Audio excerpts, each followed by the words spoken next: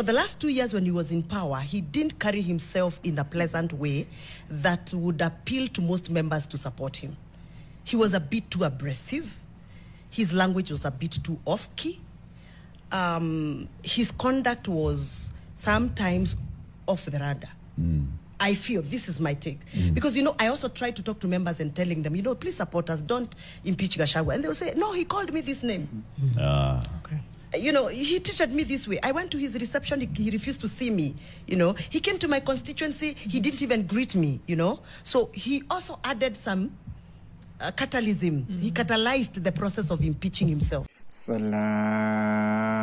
mambo yamezidi kuchemka zaidi na zaidi. Hii ni baada ya Wamuchomba kuweza kumuibisha Rigathi Gachagua live kwa interview. Kabla tuendelee, subscribe, like, utakuwa umenisaidia zaidi. Basi Wamuchomba ameweza kumuibisha Rigathi Gachagua na kuweza kuongea sababu ambazo za ndani. Bila kupoteza wakati, wacha nikuchezee video. When the president makes this tour of Mount Kenya, what are the people of Mount Kenya expecting from him? By the way, effective today, I have released a team of researchers because I'm one parliamentarian who believe in facts and believe in figures. And I'm expecting them that by Wednesday evening, they'll have sampled around 11 counties and they will come back to me with actual responses. So that when I'm speaking, I speak from a point of information. Yesterday I was in Murang'a, in Kandara constituency. I fellowshipped at the Redeemed Gospel Church at Keno, and then thereafter I mingled quite much with the locals.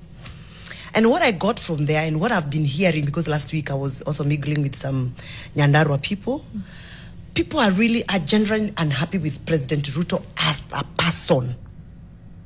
The transformation from the Ruto of a godly-fearing person to a transformation of a Ruto who calls our kids criminals when they picket, protest of abuse.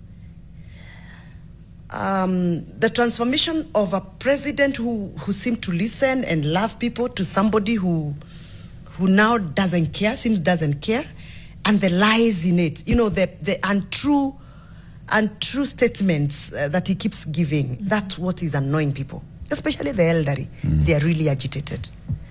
So I expect that President Ruto will face a lot of resistance. That I can tell you. Many are the people who are not going to come out. By the way, even this morning, I stopped at Githurai. You know that place where there is normally some traffic. I lowered my window and I said hi to Makangas there, you know, the conductors. And they're telling me, tell Kasongo asikuja hapa Githurai. That is actually what they told me. Tell Kasongo asikuja hapa Githurai. Nikamuliza kwa nini? Si alitudanganya. He lied to us. So I don't know how he's going to pack his tour. But we are also very worried if he's going to behave the way he behaved in Nairobi and moved with a lot of guns around him, people who are mugging others, people who are beating others, stealing from others. I don't think the mountain people are going to even accept that. They will stay at home. They will watch from home. They will not appear. Because we saw it in Nairobi. We saw it here in Thika Road. People were mugged. I think he knows this. I think he's sensed already. Yeah. So then what do you think he hopes to achieve? He knows this. I think he's aware the political temperatures, what they are in that region. I think he's aware what people are saying. Even the statement you've made of somebody saying, tell him not to come here. I feel like he knows. Despite that, he is going to go for 7 days. So what do you think he hopes to achieve? What's the goal? What's the goal? And then before you answer, we have a caller on the line who wants to ask you a question. I want to get to them before they drop. Kevin, I hope I'll not lose my line of thoughts. Train of thought. We'll remind you, it's okay. Kevin is on call. Good morning. Good morning. What's your question for Honorable Gathoni? Okay, for Gathoni, I support Gathoni. Hello? Endelea, tunakupata? I support Gathoni for how he is, on how she is saying I support her fully. Because for now it will be very difficult to support Ruto. Why? Even because for sure he has for Ruto he has promised many things, but he has not even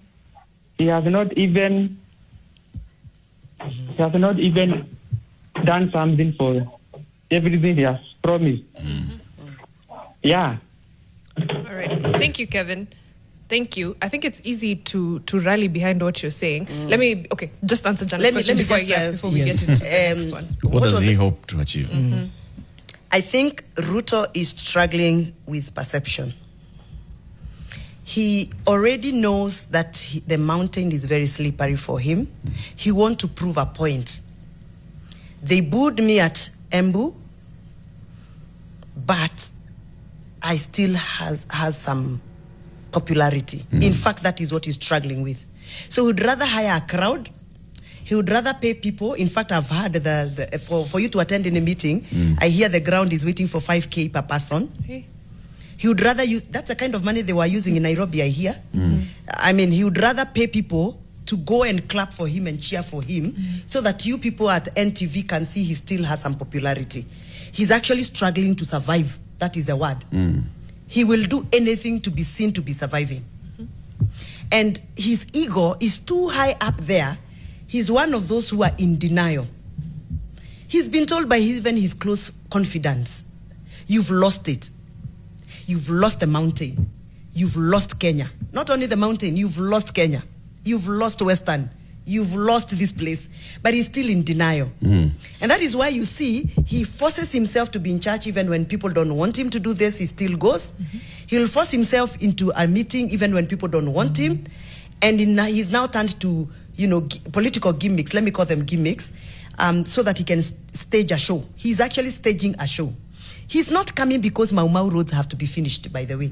With his coming or not coming, as a president, the roads should be finished if he wants them to be finished. He doesn't come to the Mulima, he doesn't have to come for the dams to be completed. I mean, is he going to come and manually do the job? No. He's not coming because he actually means it to help and develop Mount Kenya. He's coming because he wants to prove a point. I am the president. And I am still popular. I still have some popularity. And Gachagua and Itungati's maisha ya kuwa mtu ambaye amestaafu ni mazuri sana. Na kuwa umestaafu bado ukiwa na nguvu, kuna responsibility. Unaangalia wale wengine kwa TV tu, ukiwaangalia vile wanaendelea. Kwa sababu wengine wanafikiria hii makazi ni rahisi. Kwa hivyo incoming Bishop Jackson, Bishop now, soma kwa karibu hiyo miezi ambaye mtakuwa pamoja na Bishop Mugambi, kwa sababu hii si kazi rahisi. Wengine wanaiona tu, unaona mtu akitembea ati unaona ni mkubwa, unafikiria ukubwa.